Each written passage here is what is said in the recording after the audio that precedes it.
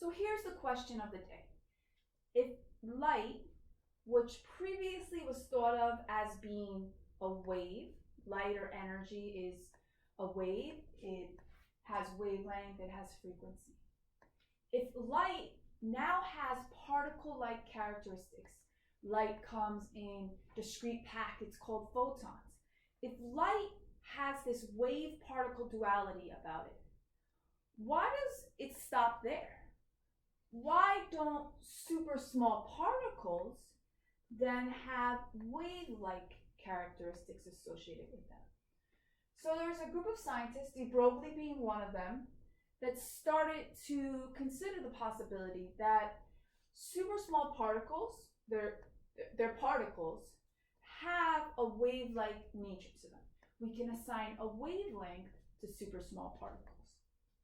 Students often ask me, how do I know that I should be using the deBroglie wavelength equation, which is right here, or something else like C equals wavelength times frequency? How you're going to know is if something has mass, then you need to be using this one. So those super small particles that are still considered matter, like electrons, protons, atoms, we can even do molecules.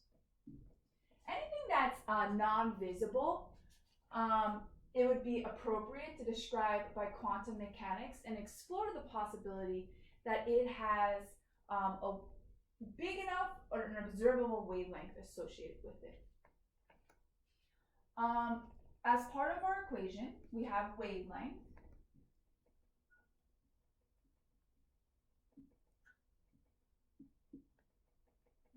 This right here is velocity.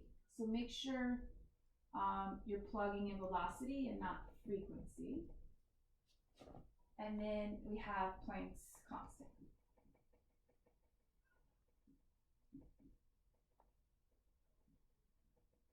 Planck's constant has units of joules times seconds, but you're going to want to know or keep in mind that a joule is defined as a kilogram times meters squared divided by seconds squared. That's important for this problem because it kind of helps us figure out our other units. Our mass, when we plug that in, it needs to be in kilograms, and our velocity needs to be in meters per second. One of the homework problems that you have on ALEX asked you to pick if the object is more appropriately described by quantum mechanics or classical mechanics. So, in general, non-visible particles should be classified under quantum mechanics because their wavelengths become significant enough compared to the size of the particle.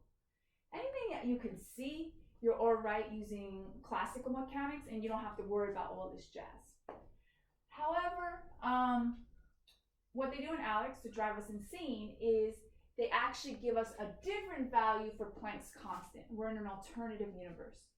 So we can't just go by the fact that, oh, it's super small, I know it's going to fit under the quantum model. So the main difference is between these two. If we want a more precise definition, we're going to use quantum mechanics if the deBroglie wavelength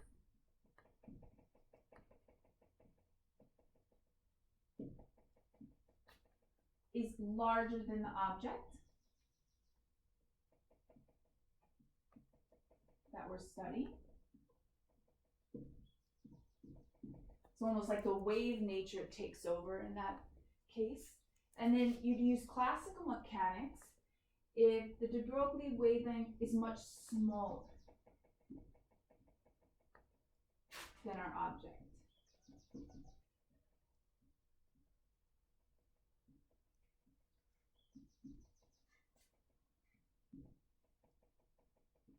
We will see a couple of problems like this. In this lecture, we'll calculate the deBroglie wavelength of a baseball. And I believe in the practice exam, there's a good problem about the deBroglie wavelength associated with Superman. So these bigger objects do have a wavelength, but they're just ridiculously small. In this first problem, we're asked to solve for the velocity of an electron, and they're very specific about it having a de Broglie wavelength. That's a big tip-off that we're going to use the de Broglie equation. Since it's an electron, and any kind of subatomic particle would follow the same rule, you do want to use the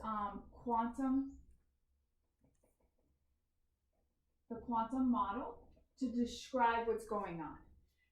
Electrons, protons, neutrons, they all have both wave-like and particle-like characteristics.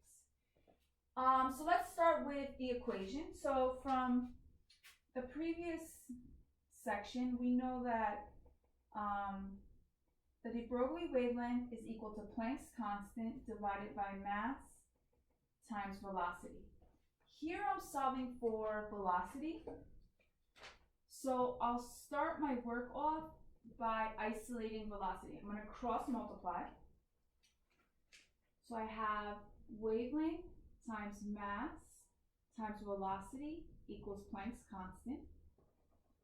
And then since I'm trying to solve for velocity, I'll divide each side by lambda times mass. So I wind up with velocity equals Planck's constant divided by lambda times mass. Now I can just plug and chug in there. So velocity equals 6.626 times 10 to the negative 34 joules times seconds. On these problems, the joules, you're going to have to break it down. So it's going to be kilograms times meters squared over seconds squared. All of that right there, that's joules. And then there's still the seconds part.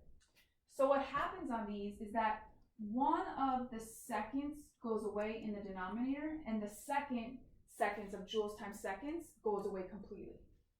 You're more than welcome to just plug in that unit directly when you're solving a de Broglie wavelength problem. We got wavelength and mass in the denominator. So the wavelength is 1.2 times 10 to the negative 10 meters. So the magnitude of the length of a chemical bond. And then the mass of the electron is a constant, 9.11 times 10 to the negative 31 kilograms. And I put that big set of parentheses down there so I can enter it all in one step in my calculator. How are the units canceling? Well, meters would get rid of one of our meters. And then kilograms would cancel kilograms. And we'd just be left with meters per second. We're just left with meters per second, which is perfect since we're solving for velocity. And when I did that, I got 6.1 times 10 to the 6th meters per second. Definitely not as fast as the speed of light, but so unbelievably fast nonetheless. And that's going to come into play when we talk about Heisenberg uncertainty principle. It's very impossible. It's very difficult, almost impossible, to know both the location and the speed of an electron simultaneously. And it's just because they're going so fast.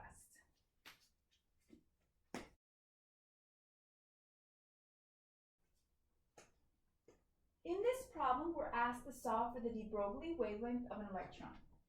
Even if they weren't specific that we should be using the de Broglie wavelength equation, we know that's what we need to use because an electron has mass. Whenever you have mass, you should be using this equation to solve for wavelength. Plug in Planck's constant in the numerator, and I'm going to use those modified units that we talked about earlier. So kilograms times meters squared over seconds. In the denominator, we have an electron mass, which is a constant. And we were given the velocity.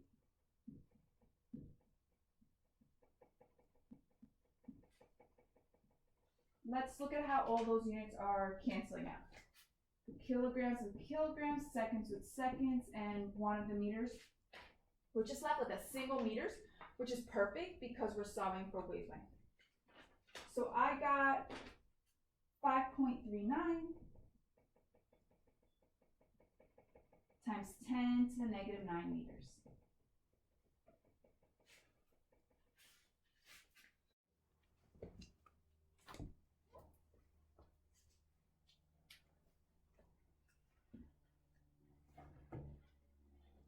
Super cool problem here. We're asked this. Blah. Super cool, super Action. cool. This is so super cool.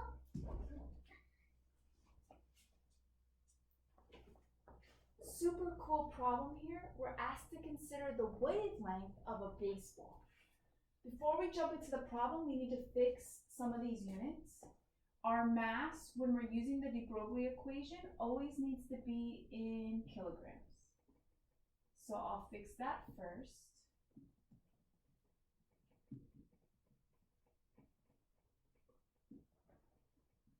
Then we have the speed or velocity of the baseball given in miles per hour. We need it to be in meters per second. So 1 hour has 3,600 seconds, and 1 mile has 1,609.344 meters.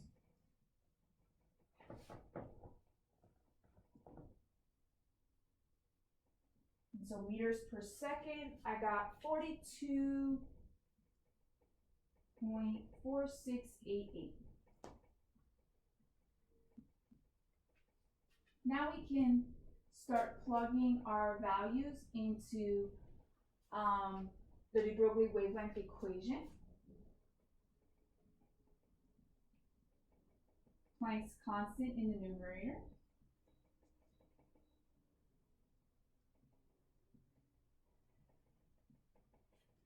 And then we're going to divide by the mass of the baseball times its velocity.